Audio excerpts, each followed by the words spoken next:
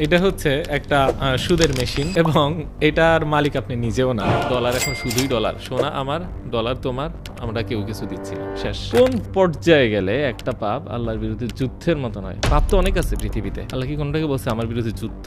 কিন্তু সে কি করে? সমান সমান টাকা ফেরত দেয় এবং বলে আপনি মুদারাবা সিস্টেমে বিনিয়োগ করছেন। চরম মিথ্যাচার যাকে বলে। এটা কিভাবে সম্ভব যে টাকা রাখার আগে আমি নিশ্চিত 10% প্রফিট হবে এবং তার কম্পিটিটর বলছে 9%? একসময় পুরো দেশে কিন্তু হয়ে যাবে, কিন্তু দেশের অর্থনীতি কিছু বদলাবে না, আপনার ভাগ্য বদলাবে না। আপনার সিস্টেমটা এটা পুরো এগেনস্ট, একদম নতুন একটা সিস্টেম, পিওর 100% একটা হালাল সুন্দর সিস্টেম। সবচেয়ে বড় ব্যাপার কি, যে মানুষটা কোনো মদ খাইতো না তাকে বোতল ধরাই দিয়ে বলতেছি খেয়ে কত টাকা প্রিন্ট হয়েছে আর কত টাকা ঋণ হয়েছে। আপনি দেখবেন যে বাংলাদেশে যে টাকা আছে তার চেয়ে বেশি ব্যাংক ক্রেডিট। এটা একটা মজার জিনিস যে আসলে আমরা অর্থনীতির বইতে এমনকি ক্লাস 5 থেকে পর্যন্ত কোনোদিন সুদের বিরুদ্ধে কিছুই পাইনি। ছোটবেলা থেকে সুদ কষার অঙ্ক করছেন, জাকাত কষার অঙ্ক কিন্তু করেন নাই।